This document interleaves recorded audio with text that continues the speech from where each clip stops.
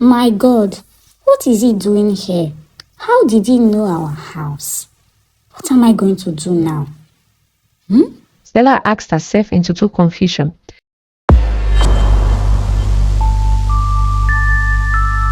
She decided to comport herself and invite the white man into the building. Good morning, sir. I wasn't expecting an August visitor like you. What must have brought you to our house? Did anything happen to my husband at work? Stella asked immediately after she showed Abe to a seat in the living room. Everything is fine with your husband, and I'm sure he's enjoying his job. I stopped by to see you. Abe said, with a broad smile meant to disarm Stella, whose face showed a sign of surprise. Welcome, but I didn't know you were going to visit. I'm a bit surprised to see you. Stella said. Yeah, I know. I couldn't forget about what happened between us in my office the other day. I mean, it was really enjoyable. I want you to continue. Each time I sleep, I keep seeing you in my dreams. Your image has been permanently etched in my brain. You are so beautiful and sweet that it is difficult to forget about you. The truth is that I want you to be my girlfriend. Abe said calmly. You do remember that I'm a married woman, right? Stella replied calmly, making sure everything she said sank well into the head of Abe, but he was adamant. Of course I remember you are married, but I love you. Can't you see that I can no longer sleep well without you? I keep thinking about you every night. I have not rested since the day we met. As a matter of fact, I want us to continue. Abe said as he stood up from the chair and drew closer to Stella. He held her hand, but she stood up and pushed him away. Stop what you are doing. It is not proper. I'm a married woman. I cannot cheat on my husband. Please, it's time for you to go. You have overstayed your welcome. Stella said as she showed Abe the exit door. Oh really? You came to me and freely offered yourself to me so that your husband could get a job. Now that your husband got a job, a house, and 2 cars, you suddenly remembered that you're a married woman. Look, Stella, I'm not begging you to be my girlfriend. I'm actually commanding you. If you don't allow me, I will sack your husband. You have 24 hours to decide. Abe said as he left the room. Stella was left in total confusion as to how to handle the situation she found herself in. Throughout the day, she was not in her right frame of mind as she kept weighing her options. Essentially, she was in a dilemma. If I reject the white man, he is going to sack my husband, and we go back to that 1-bedroom apartment.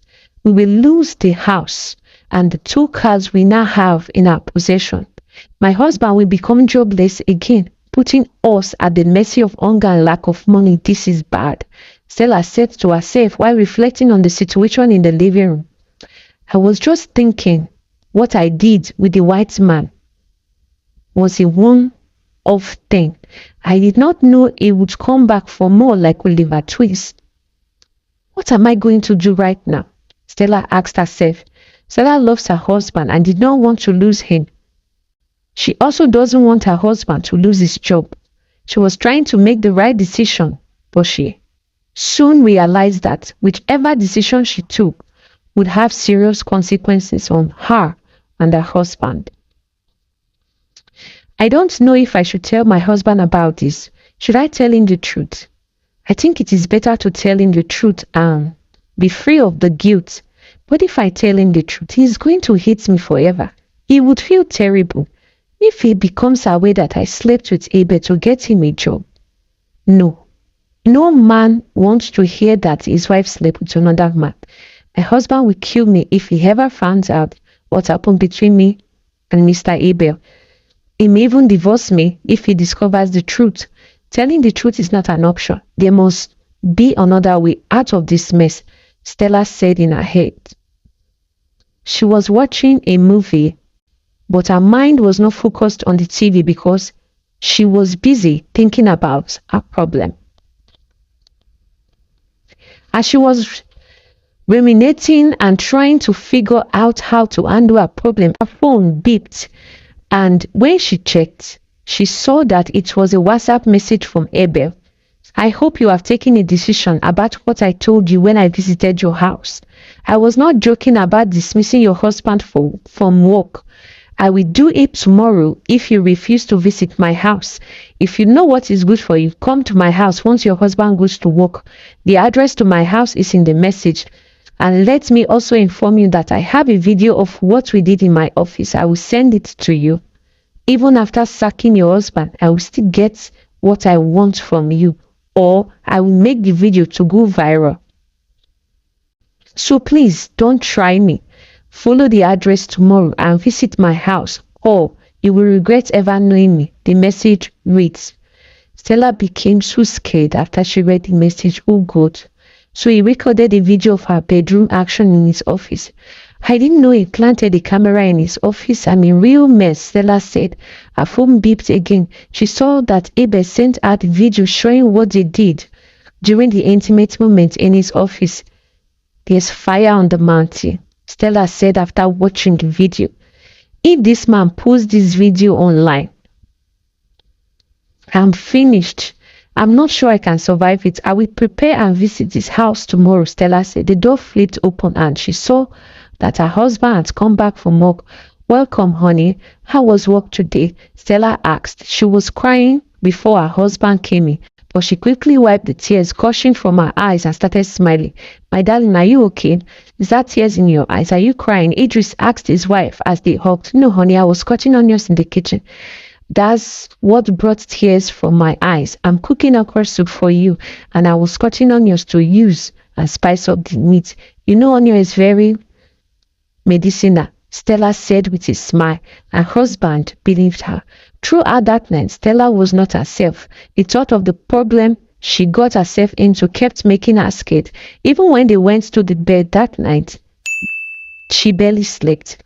The next day, Idris left for work, giving Stella the opportunity to visit Abel. She decided not to use her own car, but instead made use of Uber. She left home around 10 a.m. and she arrived at Abel's house around 11 a.m. The house was a palatial mansion located in an exclusive rich estate. When Stella walked into the building, it felt like a paradise. Everything was 100% lavish. Welcome to my home, Abel said. When he saw Stella, she was still watching the interior decor of the house when Abel walked in. You like my house? Abel asked. Yeah, your house is great, but I'm very uncomfortable here. Stella replied. Why? Should we go to a hotel? He asked. No, this place is good. Just that, as a married woman, what we are doing is not right. Besides, I don't like the way you are taking this whole thing. You are threatening me. Saying you will sack my husband if I don't agree to your demands. Don't you think what you are doing is out of order? And how dare you record a video of what happened between us in your office? That's not how to treat a woman. Stella said. Oh, you didn't remember your marriage when you first came to my office to look for a job for your husband. Now follow me to my room. I don't have time for too much talk. Abel said. What if I refuse to follow you? Stella said, trying to put up some form of resistance. Then get ready to face the consequences, Abel said. Stella had no option but to follow him. She allowed him do all he wanted in the bedroom. You are sleeping over. I mean, you are not going back to your husband's house today. You will go tomorrow morning. I want us to enjoy this night as well. When I finish with you this night, you can go back to your husband's house in the morning. Abel tells Stella, who has been sleeping around 12. The time was 5 p.m. She was so tired after Abel finished with her earlier in the day. She didn't know when she slept off in the cozy room, which was highly air-conditioned. In her heart, she knew she loves the place. Abel had ordered food for her online. The food was so tasty that she began to question her own cooking skill after she finished eating it. Everything about the house was superb, no doubt. She also enjoyed the bedroom action because Abel seemed to have used a different type of method when he was in the action with her. She absolutely loved it, but she was still trying to maintain decorum. Something in her head still reminds her that she is a married woman. I can't sleep here. I mean, I have to rush home and cook for my husband. What would he say if he comes home from work and fails to see me? My secret could be exposed. My husband is not aware I'm doing this with you. Do you want to ruin my marriage? Please, Abel. I have to rush home right now because my husband would soon arrive. Stella said as she stood up from the bed, wore her clothes, picked up her handbag and started going, but Abel's voice made her to stop. If you leave, just know that your husband has lost his job. I said I want you to sleep over and you are talking about your husband. Is your husband more important than me? Come back and relax and let's enjoy ourselves. Abel said, Stella has never seen any man who likes the company of a woman more than Abel. Abel is just like a pest. What do you mean? I can't sleep over in your house. It's a taboo for a married woman to sleep over in another man's house. What if my husband finds out? What are you even thinking? Do you even have my happiness at heart? Or you just want to keep tapping for me until I run dry? Did you come to destroy my marriage? Stella asked, trying to put up a strong defense, but that didn't work because Abel was not that type of man who gives up easily. You have used your hands to destroy your own marriage. I wasn't the one to blame for the destruction of your marriage. The moment you walked into my office and asked me to give your husband a job in exchange for your sugar, your marriage was destroyed. You got what you wanted. You got a house, 2 cars, and a good job for your husband. You think I will just do it once and let go? Have you ever seen anyone who spit out sugar which was put in his mouth? You put sugar in my mouth and you want me to spit it out? Abel said, It was just once. That was our agreement that day. You were supposed to walk away after one enjoyment. Why are you holding me to ransom? This is not what I bargained for. I was just trying to help my husband. I was just trying to get help for my family because we were suffering. Now, the help I got has turned into bittersweet. Please, let me go and cook for my husband. He will be very angry if he discovers the game we are playing. Stella lamented.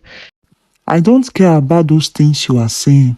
I'm just going to allow you a few hours so you can go home, prepare food for your husband, and then come back and stay with me. You have to be quick. You know the consequences of not coming back. Abel warned sternly. As Stella walked out of the compound and boarded Uber on her way home, she had realized she was in a very difficult situation. She was weeping in the car. She was trying desperately to hide her face from the Uber driver. What am I going to do? She asked herself without being able to give any answer. When she got home, her husband was already home, waiting alone in the living room.